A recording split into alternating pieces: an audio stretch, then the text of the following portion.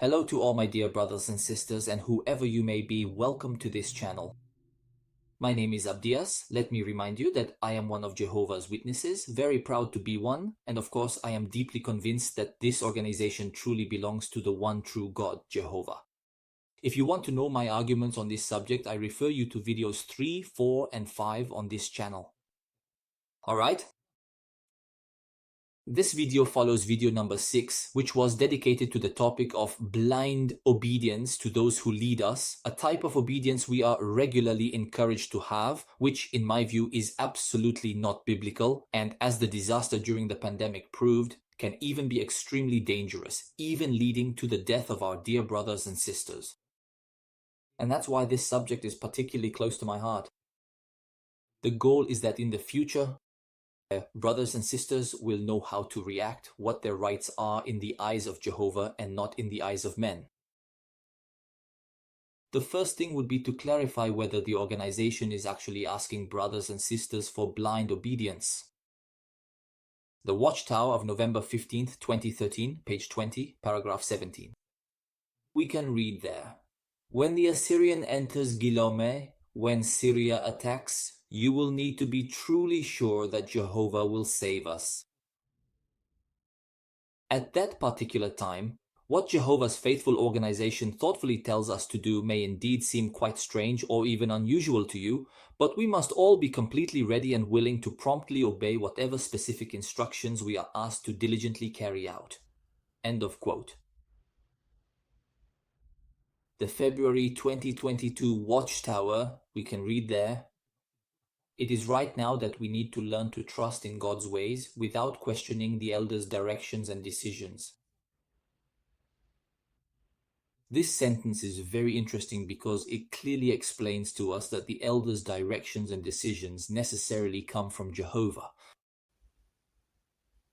I'll repeat the complete and important sentence for you. It is right now at this very moment that we truly need to learn to fully trust in God's divine ways by not questioning the respected elders' directions and their significant decisions. I don't know, Jehovah will judge the fact that all the elders' directions and decisions are attributed to him. The paragraph continues. When the Great Tribulation begins, we will then be fully ready to obey, even if the instructions that we receive at that time seem quite strange or even illogical to us. At least it's clear. When people are asked to obey instructions that seem strange or illogical to them, in other words, to put it plainly, silly or stupid, it means they're being asked to obey blindly. It's exactly the same thing. There's still a question that comes to my mind. Could it be that these instructions will seem stupid to us for the simple and obvious reason that they are stupid? And that's a legitimate question. The answer is yes. That's entirely possible for 3 reasons. The first one can be found in Matthew chapter 24, verses 45 to 51. In verse 45, it talks about the faithful and wise servant whom Jesus appointed. And starting from verse 48, we can read, "But if that servant is wicked and says to himself, 'My master is taking a long time,' and he begins to beat his fellow servants and to eat and drink with drunkards, the master of that servant will come on a day when he does not expect him and at an hour he is not aware of. He will punish him very severely and assign him a place with the hypocrites. There he will weep and gnash his teeth." This verse is clear. It speaks about this servant who has just been appointed, that is the faithful and wise servant, and explains that he can very well end up falling very quickly, acting very, very badly, for example, by giving foolish or even dangerous instructions. So, if Jehovah saw fit to warn him and to warn us about this possibility, it is obviously to encourage us to exercise a certain caution toward this group of men. Secondly, these instructions could be foolish because in the past they have already given inconsistent instructions. For example, during COVID, encouraging people to inject themselves with an experimental product that was completely unknown.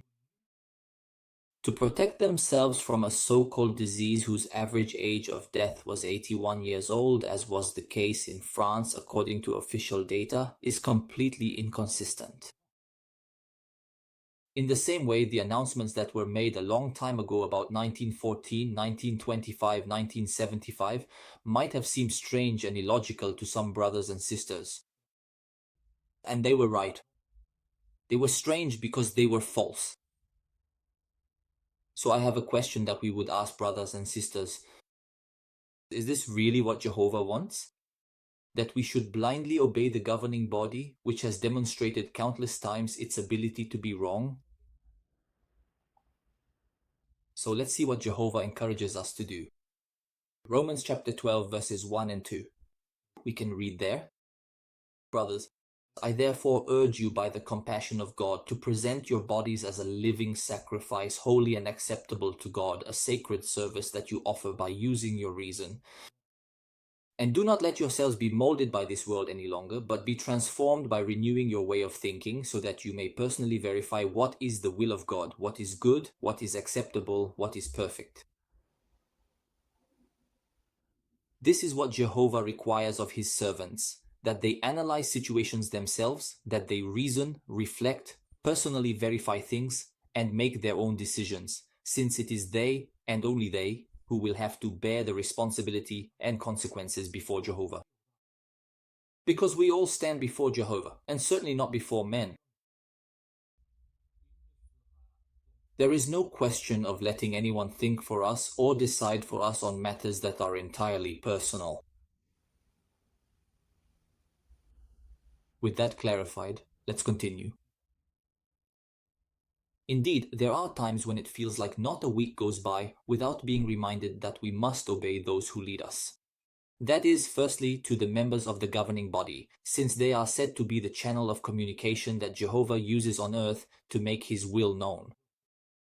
Or secondly, to the elders, the brothers, whom Jehovah is said to have appointed to lead us and whom we must obey. Let's start with the governing body. How does it present itself in relation to Jehovah? The Watchtower of November 15, 2009, page 14, paragraph 5, we can read the following. Let us be careful not to challenge, in word or in action, the authority given to the channel of communication that Jehovah uses, the faithful and discreet slave. In current point number 7 of 2021, at 8 minutes and 27 seconds, you can hear the following. There are many websites that promote conspiracy theories. If we are not careful, we could end up getting caught up in these debates. We might risk listening to the voice of strangers instead of listening to the channel Jehovah uses, the faithful and discreet slave. End of quote. Things could not be any clearer. Jehovah speaks to humans through the governing body. So we clearly understand that in the minds of most Jehovah's Witnesses, the governing body is nothing more and nothing less than the voice of Jehovah on earth. That is to say, if you ask a Jehovah's Witness whether the governing body is inspired by Jehovah, absolutely every brother and sister will tell you no. Now, when you talk with them, in the way they express themselves, their statements, their reasoning, you realize that unconsciously Jehovah's Witnesses think that absolutely everything that is said or done within the organization is Jehovah's will. I'll give you just one example. An elder was disfellowshipped. He cries out that it's an injustice. Well, the vast majority of brothers and sisters will say, if Jehovah allowed it, there must be a good reason. Obviously, that Jehovah has a good reason for allowing this brother's disfellowshipping, even if he truly was the victim of an injustice. But the fact that he allows it doesn't mean he approves of this disfellowshipping. Do you understand this huge difference? The brothers and sisters want to believe and think that everything done within the organization is approved by Jehovah. Why? Why does he think in such an ambiguous way?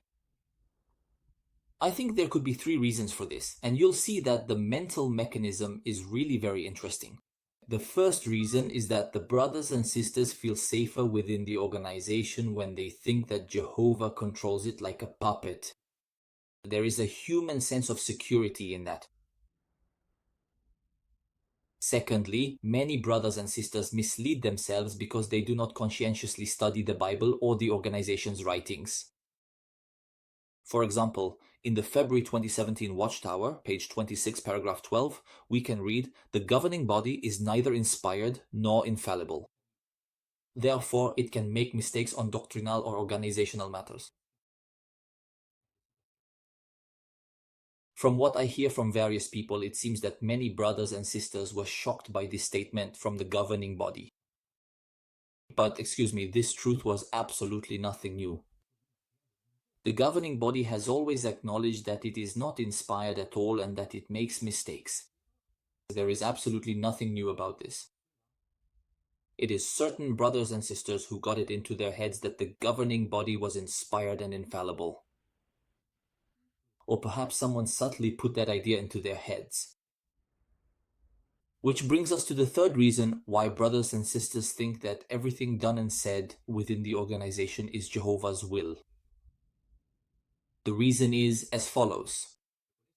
The governing body itself maintains this ambiguity by presenting itself as the channel of communication that Jehovah uses, as we have mentioned earlier, along with those countless numerous videos we can readily watch on JW.org, where we consistently hear that Jehovah truly blessed this. Jehovah indeed directed events in an incredibly remarkable way, so that a certain project would successfully succeed, that Jehovah meticulously made sure this or that happened, and so on and so forth. It's always the good and the wonderful things that are presented there, which I completely understand. We don't watch JW broadcasts to get depressed with our family by listening to bad news. But the flip side is that brothers and sisters end up subtly, almost subliminally, believing that everything said and done in the organization is extraordinary and amazing. The perfect will of Jehovah. Personally, I am convinced that generally speaking, Jehovah guides and uses his organization on earth. The members of the governing body are brothers whom I personally consider to be of very high quality. I think they are devoted, I think they are sincere in the way they do things, and they have very great responsibilities in the organization. And personally, I sincerely thank them from the bottom of my heart for their work. But no, it was not Jehovah's voice that taught false things about 1914, 1925, 1975. No, Jehovah was never the source of the dozens or even more of false biblical teachings that were taught and had to be corrected over the decades. Jehovah does not lie to people. Jehovah does nothing to disappoint his servants, make them suffer, or weaken them spiritually. And I personally think that Jehovah may be getting deeply exasperated at being blamed for all the mistakes made by the brothers of the governing body. Let me explain. The brothers of the governing body are known for never offering any apologies when they make mistakes, disappoint, or hurt people or their brothers and sisters. Why do they act this way? Well, apparently it's because they've been using certain Bible verses for perhaps more than a century, Proverbs chapter 4, verse 18, which clearly lead them to believe that they are not responsible or guilty of anything at all. Proverbs chapter 4 verse 18 states, "But the path of the righteous is like the morning light, whose brightness steadily grows brighter and brighter until it reaches full daylight." Based on this Bible verse, the reasoning of the governing body is as follows. We, the members of the governing body, are sincere. We sincerely seek Jehovah's will. We pray to him with all our heart to make his will known to us. So if we make a wrong decision, it is because Jehovah did not see fit to guide us correctly at that particular moment. It certainly means that it was not yet the right time for the light to shine on that aspect of his will. So it is not our fault. Do you understand this way of reasoning? It's still pretty convenient, isn't it? By relying on this verse, the members of the governing body can make any mistake, say anything inaccurate, and they will never feel responsible for it, and therefore consider that they have no excuse to offer to the brothers and sisters they may have disappointed or hurt. Surprisingly, in their eyes, it can't be because of their own imperfection or impulsiveness, their lack of wisdom, discernment, the influence of Satan that they might have allowed to affect them, and so on. You? Personally, if you have disappointed or hurt your brother or sister, the governing body will clearly explain to you in numerous publications that you are biblically obligated, brother, sister, to go and apologize. You, as well as the 8,600,000 Jehovah's Witnesses. But there are 11 who are completely exempt from putting these same teachings into practice in their management of the organization and in their own words. The members of the governing body believe that nothing is ever their fault, since they feel they never have any apologies to make. So whose fault is it then? We get it, it's Jehovah's fault, who did not see fit to properly guide the brothers of the governing body at that precise moment. So I have a question for the brothers of the governing body. The 1975 mistake, for example, greatly disappointed thousands of brothers and sisters, and some of them were in truly difficult situations. For instance, I personally knew a brother who was made pregnant by another brother. A brother from one of my former congregations who one day while out in the ministry explained to me how he had to quit his job, move to another region with his family, and the shame he felt when he realized that nothing had happened in 75. Because the poor guy, full of good intentions, had not stopped preaching to his co-workers that 1975 would be the year of Jehovah's intervention on his great day of Armageddon. Repent before it's truly too late. And of course, when the year 1976 eventually came around, all his numerous co-workers had an absolute field day making endless fun of him. So he was compelled to move with his entire family and diligently find another suitable job. I don't know. But according to you, brothers of the governing body, was it Jehovah's will that such a mistaken teaching be taught? That thousands of brothers and sisters were put in such painful and shameful situations? Did Jehovah want to test the faith of his loyal servants in this way? Of course not. So if Jehovah had nothing to do with this matter, as with so many others, then who is responsible? It would seem that it is you, brothers of the governing body. So one last question arises. Brothers of the governing body, since you are the sole and only ones responsible for certain mistakes, inaccurate teachings, disappointments, or suffering experienced by our dear brothers and sisters, why do you never offer any apologies? Could it be that you feel above Jehovah's laws and the teachings you yourselves impart to all of humanity?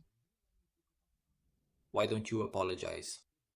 Why don't you apologize to the brothers and sisters you have disappointed, who trusted you and whom you have put in extremely embarrassing situations, perhaps because of your imperfection or presumption, impatience, pride, the influence of Satan, or whatever it may be? By what right do you exempt yourselves from all guilt and therefore from any Christian duty to ask for forgiveness? I think that the 8,600,000 Jehovah's Witnesses are actually shocked that you never offer any apologies. From a biblical point of view, they don't find this normal. If it turns out that you are the only ones who find this normal, ask yourselves who is clearly mistaken in their ways of acting and thinking. Them or you, brothers of the governing body? In conclusion, no. The members of the governing body are not Jehovah's voice on earth, because Jehovah does not teach false things. Jehovah does not betray the trust of his servants and does not inflict pain and disappointment on them. So I think that this so-called channel of communication for Jehovah, or in other words, Jehovah's spokesperson, is neither fair nor correct. The governing body is possibly the main tool that Jehovah uses to make his will known and to direct his organization. The way we understand it is very different from presenting oneself or claiming to be Jehovah's voice on earth.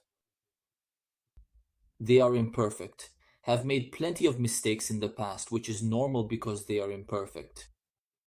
They themselves acknowledge this when they say that they are neither inspired nor infallible. So I think it would not be wise for Jehovah's Witnesses to place absolute trust in them. In this video, we first discussed how it is highly inappropriate for the governing body to imply that it is the voice of Jehovah on earth, given all the inaccurate things it has taught for over a century. Secondly, that their way of absolving themselves of any blame for anything and therefore of offering the slightest apology is clearly very inappropriate. And thirdly, the possible exasperation of Jehovah at being made indirectly responsible for all the mistakes and false teachings of the members of the governing body. In my next video, we will talk about elders who, according to the governing body, are appointed by the Holy Spirit. And we will see what the reality is and why, for them as well, we do not owe them blind obedience. To my right, the main video of this channel. To my left, the bubble to subscribe. Thank you for listening and see you very soon.